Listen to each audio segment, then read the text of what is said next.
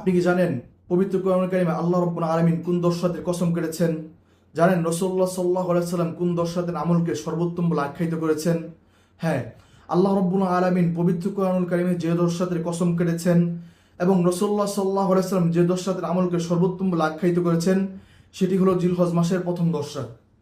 আল্লাহ রাব্বুল আলামিন কোরআনুল কারীমের ভিতর বলেন, ওয়াল ফাজর ওয়া লায়ালিন আশর, শপথ ভোরের, শপথ 10 রাতের। ইবনে কাসির রহমাতুল্লাহি আলাইহি সহ অধিকাংশ মুফাসসিরিনের মতে এই 10 রাত দ্বারা উদ্দেশ্য হলো জিলহজ মাসের প্রথম 10 রাত। আল্লাহ সাল্লাল্লাহু আলাইহি ওয়াসাল্লাম বলেন, জিলহজ মাসের প্রথম 10 রাতের আমল অন্য মাসের আমলের তুলনায় উত্তম। জিলহজ মাস ইসলামের ইতিহাসে অত্যন্ত গুরুত্বপূর্ণ একটি মাস। ইসলামের সম্মানিত 4টি মাসের একটি, যার রয়েছে নিজস্ব স্বকীয়তা, সমৃদ্ধ ইতিহাস এবং অত্যন্ত গুরুত্ব। এক নজরে জেনে নেই জিলহজ মাসের কিছু গুরুত্বপূর্ণ ঘটনাগুলি। এ মাসেই সংগঠিত হয়ে থাকে ইসলামের 5টি স্তম্ভর একটি পবিত্র হজের কার্যক্রম 8 তারিখ হতে 12 তারিখ পর্যন্ত। এ মাসের 9 তারিখেই সংগঠিত হয় ঐতিহাসিক আরাফা দিবস, যেদিনে আল্লাহ রাব্বুল আলামিন পবিত্র হাজিদের সকল গুনাহ মাফ করে দিয়ে থাকেন।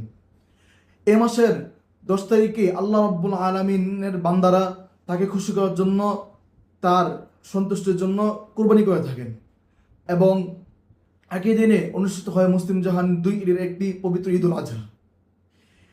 এ মাসেই আল্লাহ রাব্বুল আলামিনের খলিল হযরত ইব্রাহিম আলাইহিস সালাম আল্লাহ রাব্বুল আলামিনকে সন্তুষ্টি করার জন্য তার ছেলে ইসমাইল আলাইহিস সালামকে কুরবানি করতে নিয়ে যান, কাবা শরীফ নির্মাণের কাজ শেষ করেন এবং মানুষকে হজের জন্য আহ্বান করেন।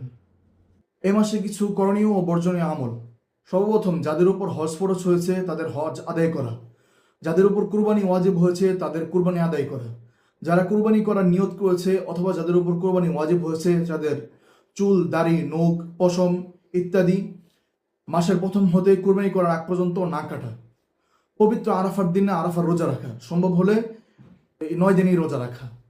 9 তারিখের ফজর হতে 13 তারিখের আসর পর্যন্ত তাকবীরে তাশরিক পাঠ করা, বেশি বেশি ইস্তেগফার করা, তওবা করা এবং বেশি বেশি রোজা রাখা, তাহাজ্জুদ পড়া। এই ছিল জিলহজ মাসের প্রথম 10 দিনের ছোটখাটো সংক্ষিপ্ত আমল, করণীয়, বর্জনীয় ইতিহাস। আশা করি আপনাদের ভালো লেগেছে। যদি ভালো লেগে থাকে তাহলে আপনারা এই 10 দিনকে অত্যন্ত গুরুত্ব সহকারে নেবেন। আসসালামু আলাইকুম।